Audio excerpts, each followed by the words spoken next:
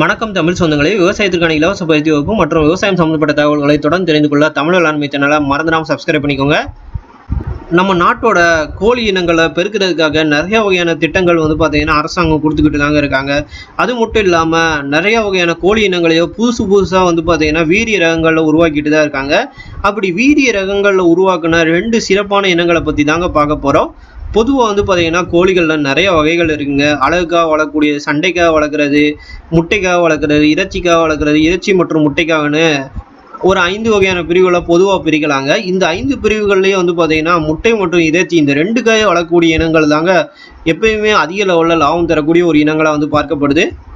அப்படி இருக்கக்கூடிய இனங்களாவோ அதே நேரத்தில் பார்த்தீங்கன்னா நம்ம நாட்டுக்கோழிகள்லேயே சில வகையான கிராஸ் பண்ணி வீரிய ரகங்களை உருவாக்கப்பட்ட 2 சிறப்பான இனங்களை பற்றி தாங்க பார்க்க போகிறோம். ஒன்று பார்த்தீங்கன்னா வனராஜா, இன்னொன்று பார்த்தீங்கன்னா ஸ்ரீநிதி சிக்கனுங்க. இந்த 2 கோழி இனங்களோட படங்களோ இடது மற்றும் வலது புறத்தில் இருக்குது, பார்த்துக்கோங்க. இந்த 2 இனங்களுக்கும் இருக்கக்கூடிய ஒரு சில காமனான விஷயம் என்னென்னா, இந்த 2 இனங்களுமே உருவாக்கப்பட்டிருக்கு ஹைதராபாத்தில் இருக்கக்கூடிய கால்நடை பல்கலைக்கழகங்களால் தாங்க உருவாக்கப்பட்டிருக்கு. பல்வேறு ஆய்வுகளுக்கு பிறகு தாங்க இந்த இனங்களை அவங்க உருவாக்குனாங்க. 2மே பார்த்தீங்கன்னா இரட்டை தேவைக்காக பயன்படுத்தக்கூடிய ஒரு முக்கியமான இனங்களாக தாங்க பார்க்கப்படுது.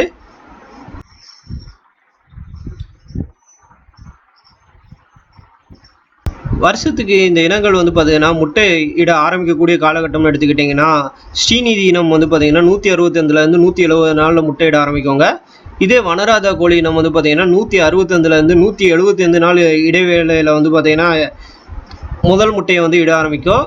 அதே போல் நம்ம நாட்டுக்கோழிகள்னு எடுத்துக்கிட்டிங்கன்னா 150லேருந்து 200 நாட்கள் வரைக்கும் எடுத்துக்கிறோங்க.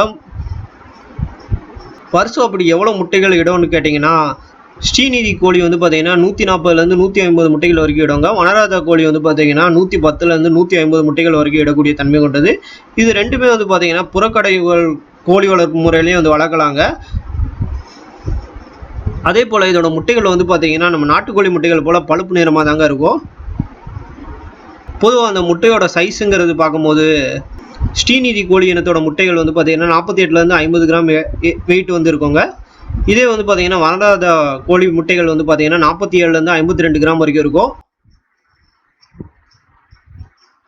இறைச்சிக்காக வளர்க்குறவங்க பார்த்தீங்கன்னா ஸ்ரீநிதி கோழி இனங்கள் பார்த்தீங்கன்னா கொஞ்சம், அதாவது வனராஜா கோழி இனத்தோட கொஞ்சம் வேகமாகவே வளரக்கூடிய தன்மை கொண்டது. ஒரு 6வது வாரத்துலேயே பார்த்தீங்கன்னா 450லேருந்து 550 கிராம் வரைக்கும் எட்டிடும்.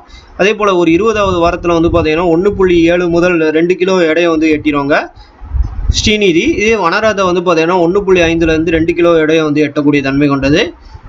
இந்த 2 கோழி இனங்களுமே பார்த்தீங்கன்னா ஹைதராபாத்தில் இருக்கக்கூடிய கால்நடை பல்கலைக்கழகங்கள் மூலம் இந்தியாவில் இருக்கக்கூடிய பல்வேறு பகுதிகள் சப்ளை பண்ணிக்கிட்டு இருக்காங்க. அதனால் இந்த கோழி இனங்கள் வேணும்னா முன்பதிவு முறையில் நீங்கள் அங்கே ஹைதராபாத் கால்நடை பல்கலைக்கழகங்களை தொடர்பு கொண்டு வாங்கிக்கலாங்க.